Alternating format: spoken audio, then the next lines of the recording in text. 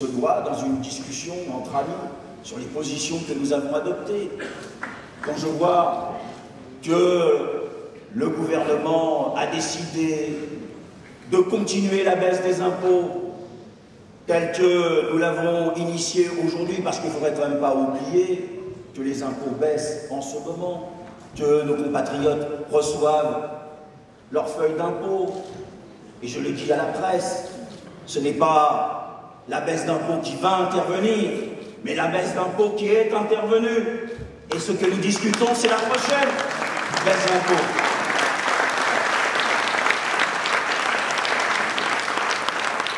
Quand on parle du pouvoir d'achat, c'est un premier pas. Et quand on parle de la réforme fiscale, la décision de l'impôt à la source est un élément qui doit permettre d'y aller. Le Parti socialiste restant sur ce sujet, sur sa position.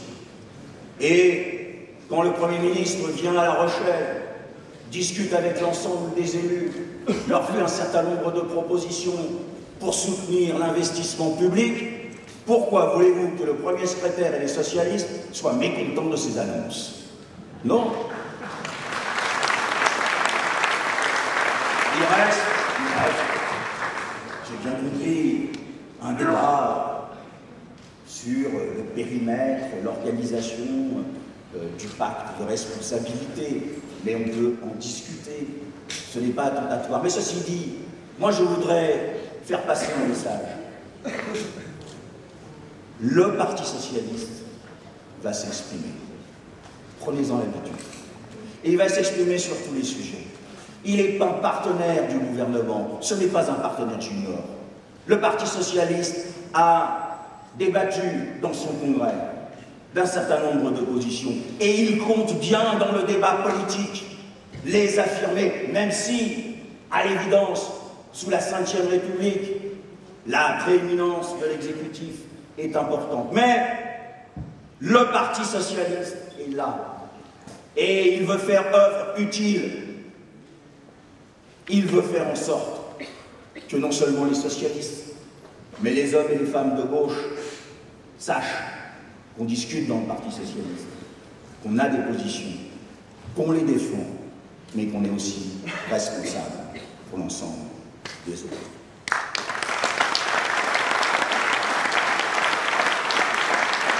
Alors, mes chers camarades,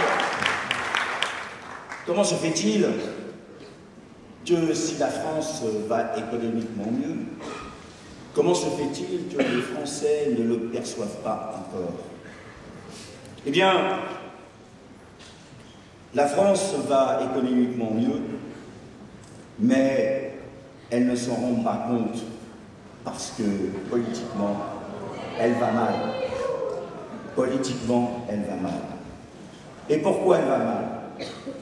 Parce que la droite s'extrémise, l'extrême droite se banalise, car ce qui est en jeu, c'est un nouveau bloc électoral.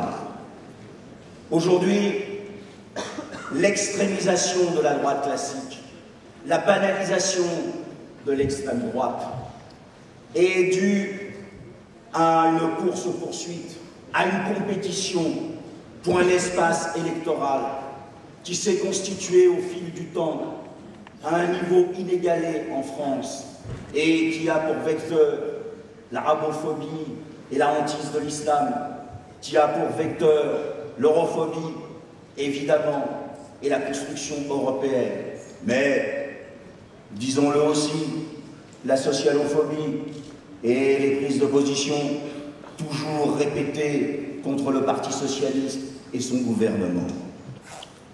Il y a une volonté menée par Nicolas Sarkozy de son côté, Philippe Le Pen de l'autre. Si il y a un contenu politique dans la crise du Front National, c'est qu'il y a une volonté de banaliser cette formation d'extrême droite pour tenter une OPA sur cette base électorale, pour faire en sorte que le plafond de verre auquel a atteint le Front National, que ce plafond de verre tombe et que cette formation politique qui développe les thèmes de la haine puisse fondre sur cet électorat. Et de l'autre côté, Nicolas Sarkozy, le grand responsable de la banalisation du Front National. Nicolas Sarkozy espère, estime, souhaite poser sa candidature dans le débat interne de sa formation politique sur cet électorat-là. Et vous avez vu cet été ce qu'il a pu déclarer, c'est qu'il fallait parler vrai pour pouvoir répondre et discuter avec ces hommes et des femmes qui sont dans l'extrémisation. Mais pour Nicolas Sarkozy, parler vrai, c'est parler front. C'est être capable de prendre les mots, les attitudes, l'orientation des dirigeants frontistes. Et vous remarquerez qu'il fait beaucoup d'émules. La deuxième raison, c'est que la droite est sans boussole. Un jour, elle pense avec la tête de Philippot, s'exprimant dans la bouche de Ciotti, elle veut ouvrir des Guantanamo sur tout le territoire. Un jour, elle pense avec la tête de Thatcher, s'exprimant dans la bouche des messieurs Wörth et Fillon, elle propose de prendre au plus grand nombre pour donner aux plus riches. Quant à M. Juppé, il pense à avec la tête de Claude François. Ah oui, je suis le mal aimé, ça ne me rajeunit pas. Et donc pour être aimé, M. Juppé prenait à tout le monde. Aux enseignants, vous aurez de meilleurs salaires. À la défense, vous aurez un meilleur budget. Aux entreprises, on fera plus d'efforts. Aux salariés, vous serez mieux payés. À l'Europe, il n'y aura pas de déficit. Et à l'ensemble des Français, on baissera vos impôts. Mais mes chers camarades, si Juppé pense à la présidentielle le matin en se rasant, il rase gratis.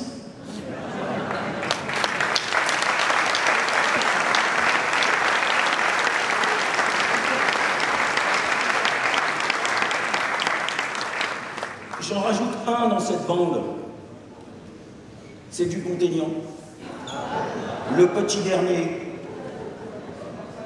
qui, au fait, je voudrais dire un mot à Jean-Pierre. Jean-Pierre, je le demande bien sûr, qu'est-ce que tu fais là-bas ?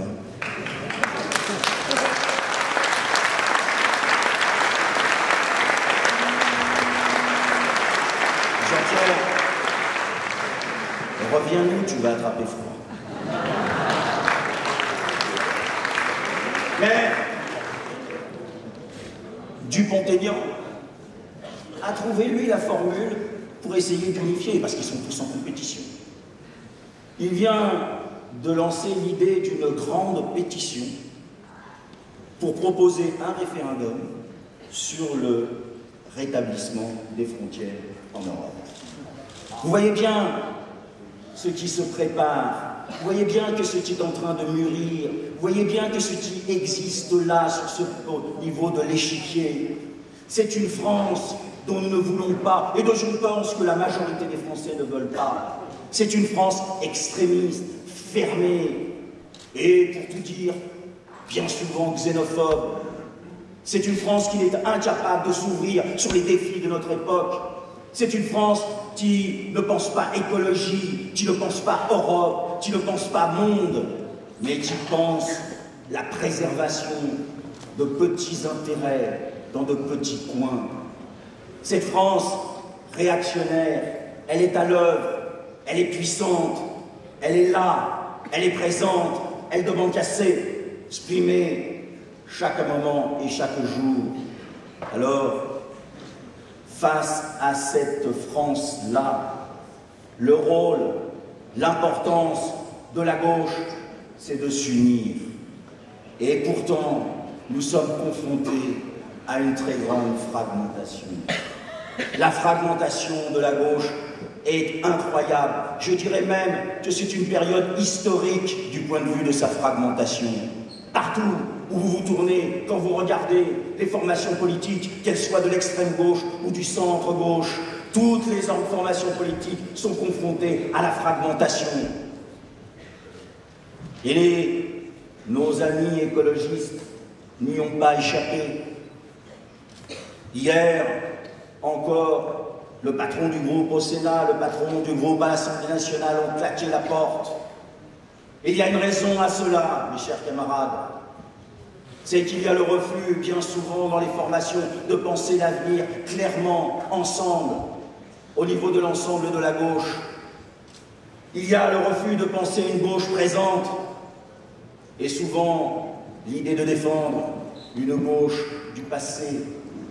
Mais mes chers camarades, il y a autre chose que je voudrais dénoncer. Moi, je comprends que l'on puisse, quand on est écologiste, s'offusquer de voir que dans un certain nombre de régions, précisément dans les régions où il y a un risque frontiste, nos amis écologistes qui gouvernent les régions avec nous, nos amis écologistes qui savent que nous travaillons ensemble avec Hulot et d'autres à la COP 21, nos amis écologistes qui ont voté le texte de Ségolène Royal, eh bien nos amis écologistes tournent le dos à l'alliance avec les socialistes. Oh, c'est leur droit. L'autonomie est leur choix. Encore que je leur dirais que c'est faire un pied de nez à leurs devanciers, Voynet, Asquette, Blandin, tous ceux qui, avec Cochet, ont inventé l'écologie politique dans une alliance avec le Parti socialiste et la gauche.